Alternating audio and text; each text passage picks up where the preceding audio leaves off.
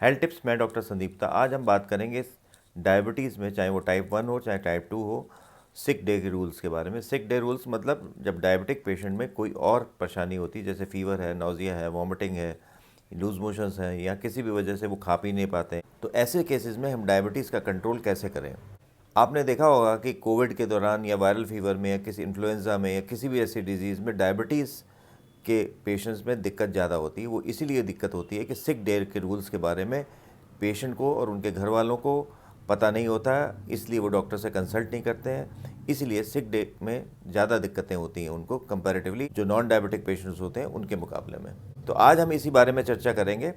सिक days यानी कोई fever होता है या लूज मोशंस होते हैं या वॉमिटिंग्स होती है, तो उस समय क्या होता है, उस समय स्ट्रेस हार्मोन्स रिलीज होते हैं और स्ट्रेस हार्मोन्स रिलीज होने से आपके इंसुलिन की एक्टिविटी कम हो जाती है और इंसुलिन की डिमांड बढ़ जाती है। तो इंसुलिन, उसी शुगर को कंट्रोल करने के लिए इंसुलिन ज़्यादा की ज़रूरत होती है जो बॉडी में नहीं होती है, तो फिर हमें इंसुलिन बाहर से देनी पड़ती है। या ये भी हो सकता है कि शुगर कम होने लगे। शुगर कम क्यों होगी? अगर आपको फीवर है, नौजिया है, वॉमिटिंग है, तो आपका खाना पूरा खा नहीं पाएंगे, भूख कम हो जाएगी, या फिर मोशन या उल्टियाँ होंगी तो वो खाना निकल जाएगा आपका, तो शुगर कम हो सकती है। तो इन सब चीज़ों का ध्यान रखना चाहिए। कोई भी बीमारी होती है अगर डायबिटिक पेशेंट्स में जिसमें आदमी खा नहीं पाता है या खाना निकल जाता है, तो उन दिनों में शुगर कम से कम, जो गाइडलाइंस है उसके हिसाब से 3-4 घंटे में एक बार होनी चाहिए, पर कम से कम दिन में 2 बार तो अवश्य करें।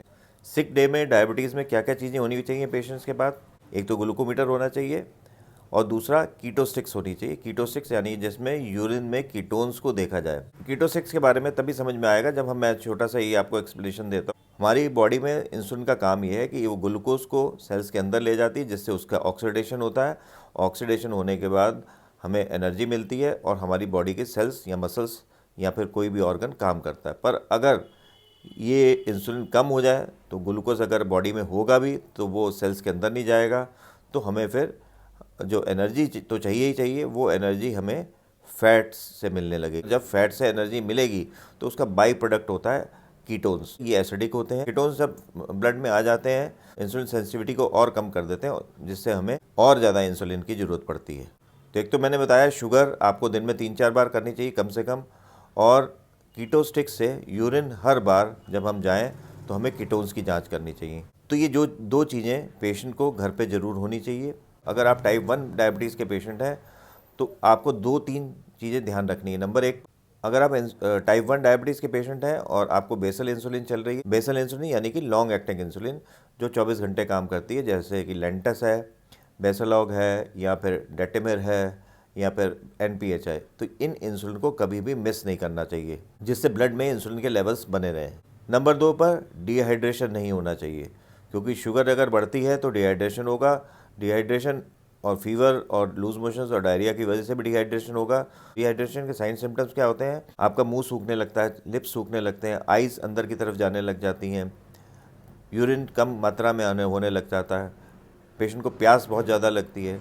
तो अगर डिहाइड्रेशन के सिम्टम है तो आपको थोड़ा थोड़ा करके फ्लूइड्स लेते रहने चाहिए।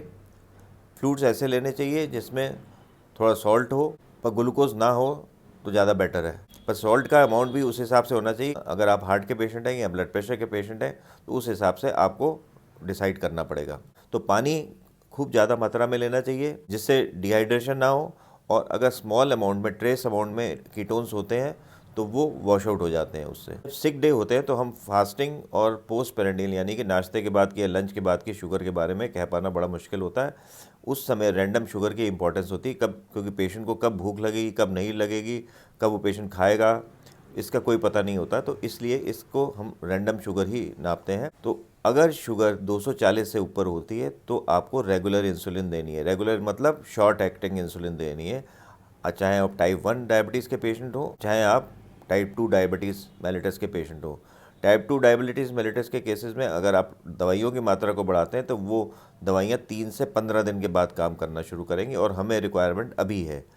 तो टाइप 1 में भी और टाइप 2 में भी अगर शुगर आपकी बढ़ रही है तो आप इंसुलिन लेनी है। वो इंसुलिन भी रेगुलर इंसुलिन, और जो लॉन्ग एक्टिंग इंसुलिन चल रही है वो वैसे ही चलते रहने चाहिए। नंबर 4 पर कीटोन्स चेक करते रहने चाहिए, जैसे मैंने आपको बताया, और हर 3-4 घंटे के बाद कीटोन्स चेक कर लेने चाहिए, या हर बार जब यूरिन जाएं तब कीटोन्स चेक कर लेने चाहिए।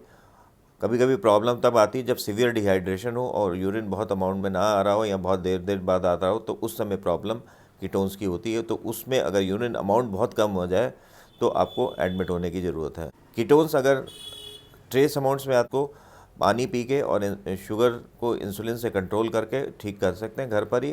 पर अगर मॉडरेट अमाउंट में या लार्ज अमाउंट में आते हैं और शुगर भी हमारी ज़्यादा होती है तो बेटर ही है कि एडमिट हो। अगर हमारी शुगर 400 है और बहुत ट्रेस में कीटोन्स आ रहे हैं तब तो हम घर पर भी ट्रीटमेंट कर सकते हैं। पर अगर कीटोन्स लार्ज अमाउंट्स में है और शुगर आपकी थोड़ी कम भी है इससे, तो आपको एडमिट होना चाहिए। तो 4 चीज़ें करनी है आपको। फ्लूइड्स ज़्यादा मात्रा में लेने हैं, बेसल इंसुलिन यानी कि लॉन्ग एक्टिंग इंसुलिन बंद नहीं करनी है, कीटोन्स चेक करते रहना है, और चौथी चीज़, अगर शुगर बढ़ती है तो रेगुलर इंसुलिन यानी कि शॉर्ट एक्टिंग इंसुलिन लेनी है। इन सब चीज़ों को करके सिक डे में आप शुगर की वजह से होने वाले कॉम्प्लिकेशंस को कम कर सकते हैं। पर अगर कोई दिक्कत होती है तो आपको डॉक्टर से कंसल्ट करना बहुत ज़रूरी है। आज की वीडियो बनाने का मकसद ये था कि पेशेंट्स को ये पता चले कि सिक डे के क्या रूल्स होते हैं। कोई घर पे अगर नॉन डायबिटिक पेशेंट है, उसको फीवर हुआ तो वो अपने आप ठीक हो सकता है पैरास्टामोल खाने से। पर अगर आपको डायबिटीज़ है और आप मेडिसिन ले रहे हो या इंसुलिन ले रहे हो तो आपको इन चीज़ों पे ध्यान देना चाहिए। और अगर आपको समझ में नहीं आ रहा तो अपने फैमिली डॉक्टर से कंसल्ट करें। नमस्कार, मेरा वीडियो कैसा लगा? मेरे वीडियो को शेयर, लाइक और सब्सक्राइब जरूर करें। नमस्कार।